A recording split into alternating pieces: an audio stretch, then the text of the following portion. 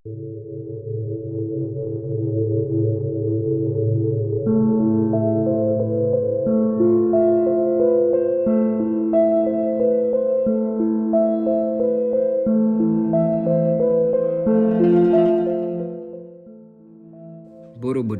was constructed between about 778 and 850 CE under the Sailendra dynasty.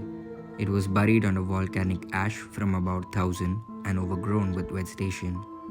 Massive Buddhist monument in central Java, Indonesia, 26 miles northwest of Yogyakarta.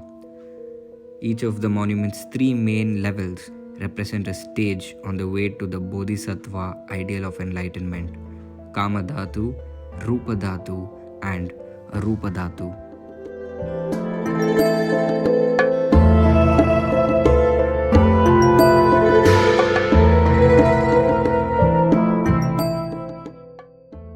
History. Who? The Sailendra dynasty built this largest Buddhist monument in the world. When? Between 8780 and 840. Why? It was built as a place for glorifying Buddha and a pilgrimage spot to guide mankind from worldly desires into enlightenment and wisdom according to Buddha. Borobudur, built in the style of mandala, which symbolizes the universe in Buddhist teaching. The structure is square-shaped with 4 entry points and a circular center point. Working from the exterior to the interior, 3 zones of consciousness are represented, with the central sphere representing unconsciousness or nirvana.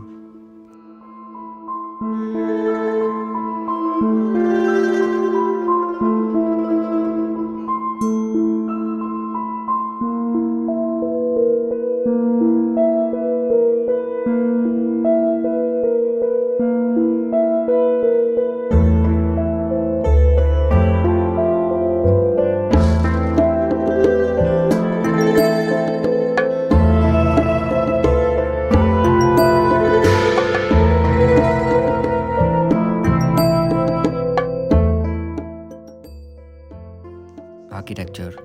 The original foundation is a square, approximately 118 meters on each side.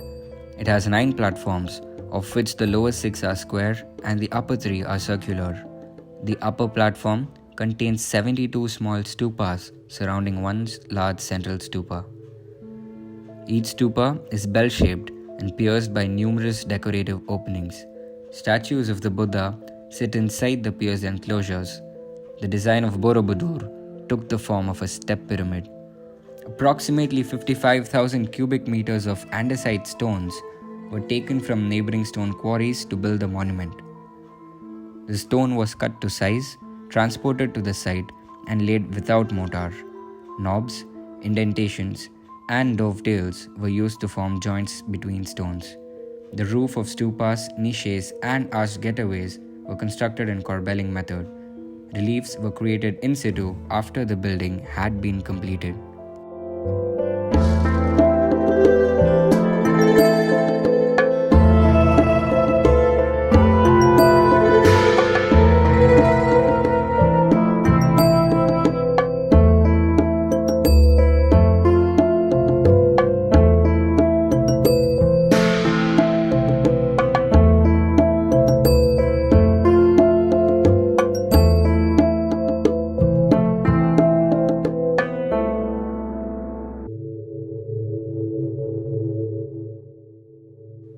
The idea of path is an important concept in Buddhism and is essential in understanding the meaning and purpose of one of the most remarkable and impressive monuments in the world, Borobudur.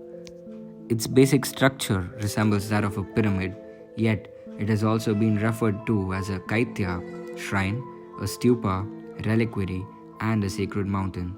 In fact, the name Sailendra literally means Lord of the Mountain.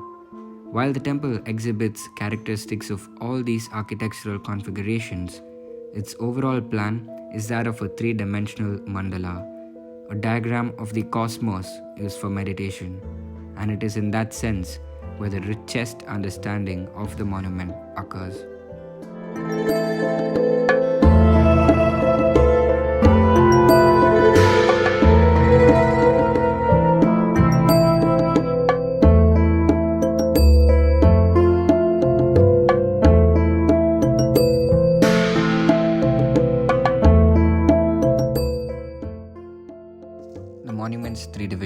symbolize the three realms of Buddhist cosmology, namely Kamadhatu, the world of desires, Rupadhatu, the world of forms, and finally Arupadhatu, the formless world.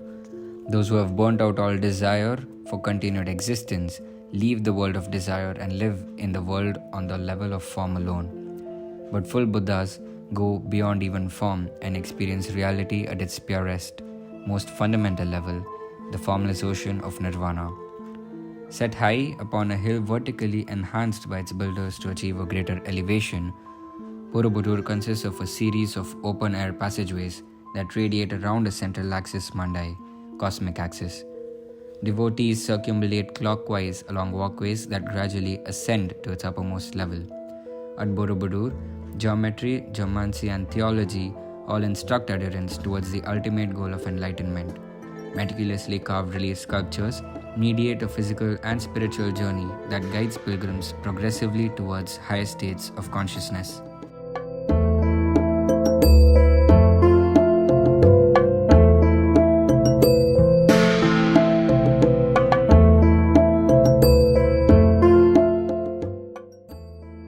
The entire site contains 504 statues of the Buddha.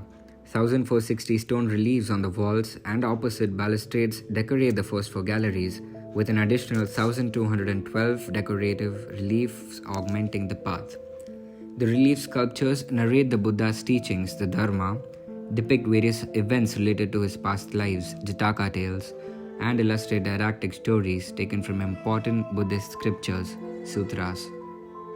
Interestingly, another 160 relief sculptures adorn the base of the monument, but are concealed behind stone buttresses that were added shortly after the building's construction in order to further support the structure's weight. The hidden narrative reliefs were photographed when they were discovered in the late 19th century, before the stones were put back to help ensure the temple's stability. Moving past the base and through the four galleries, the devotee emerges onto the three upper terraces, encountering 72 stupas, each containing a three-dimensional sculpture of a seated Buddha within a stone latticework. At the temple's apex sits the large central stupa, a symbol of the enlightened mind.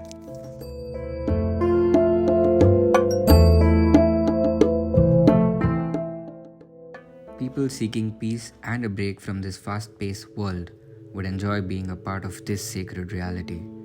There cannot be a better place to explore one's inner soul amid the greenery and the majesticity of this temple. Arrive in Yogyakarta and explore the classical Japanese arts and culture of this bustling city.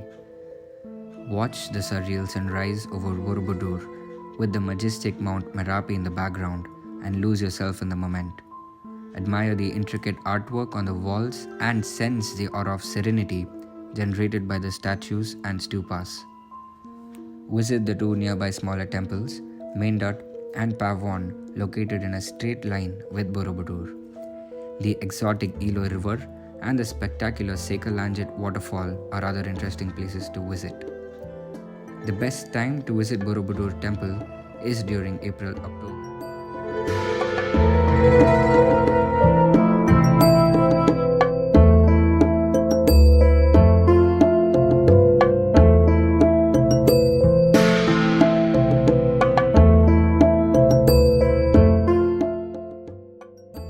The idea of moving from the darkness into the light is the final element of the experience of Borobudur.